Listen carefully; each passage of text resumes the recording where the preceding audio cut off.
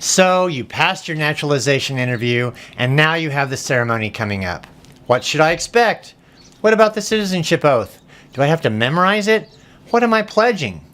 Fortunately for you, I'm that immigration guy and I'll answer those questions and a lot more.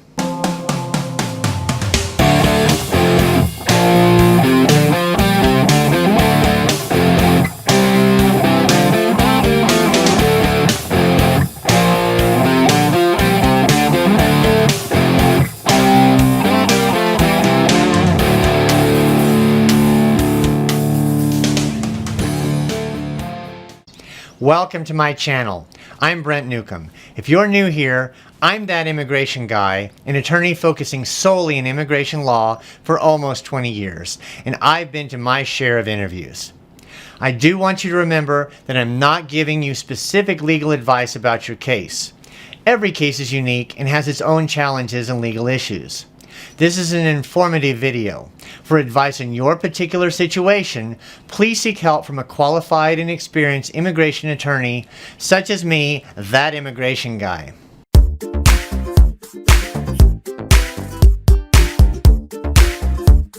But let's talk about the oath.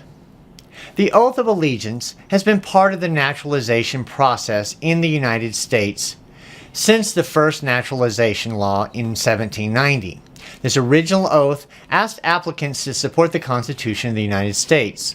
In 1795, the Naturalization Act added requirements that an applicant would renounce any allegiance to foreign prince, potentate, state, or sovereignty. One also had to renounce any titles of nobility. Interestingly, before 1906, naturalization courts did not have a specific text for the oath, only that one could declare support for the Constitution and renounce foreign allegiances. To compound the issue, there were as many as 5,000 separate courts with jurisdiction over naturalization. Each had its own procedures, ranging from a sworn oath that needed to be repeated to a requirement that an applicant would write his own oath and read it at the hearing.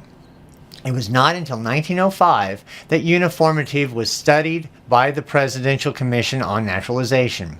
In 1906, the Basic Naturalization Act of 1906 added a section of the oath requiring new citizens to defend the Constitution and laws of the U.S. against all enemies, foreign and domestic, and bear true faith and allegiance to the U.S.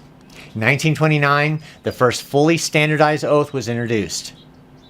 One would declare, "I hereby declare on oath that I absolutely and entirely renounce and abjure all allegiance and fidelity to any foreign prince, potentate, state, or sovereignty, and particularly to blank of whom I have heretofore been a subject or citizen.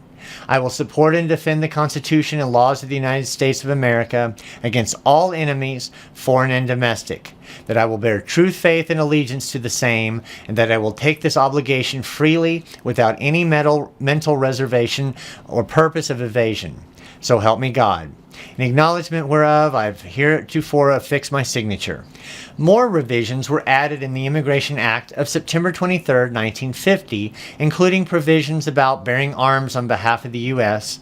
and performing non-combatant service in the Army or the Armed Forces of the United States when required by the law. 2 years later, adding additional language requiring work under civilian direction was added.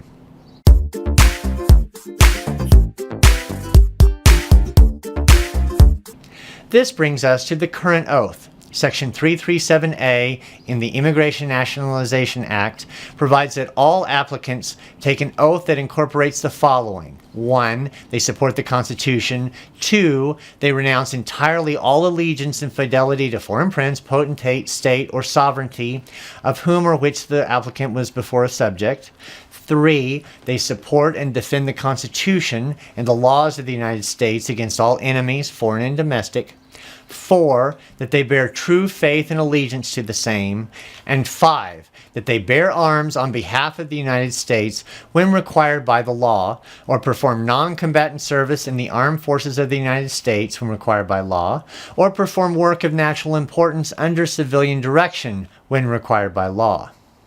Form N400 contains 6 questions that embody these principles. Unless an exception applies, the applicant must swear to those provisions.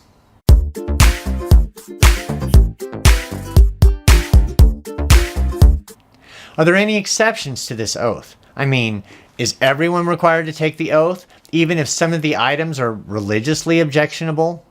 Yes, in some cases a waiver is available for the oath or a modification of the oath.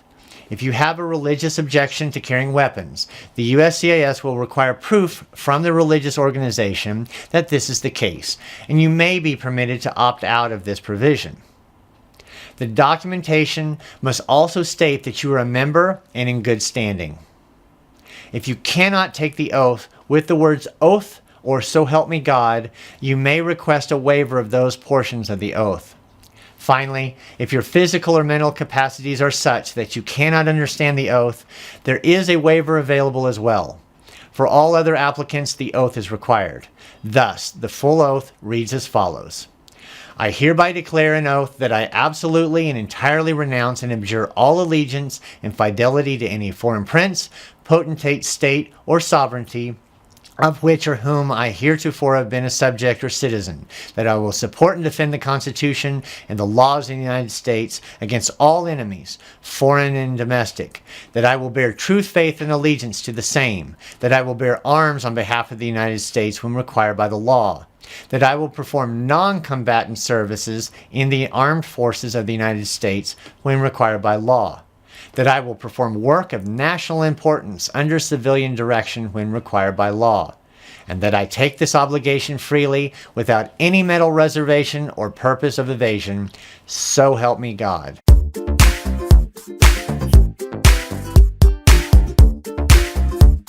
If you've gone through the oath ceremony, I'd love to hear your personal experiences below. If this video has been helpful, write the word thanks in the comment section. I'd love to know how many people this video has helped.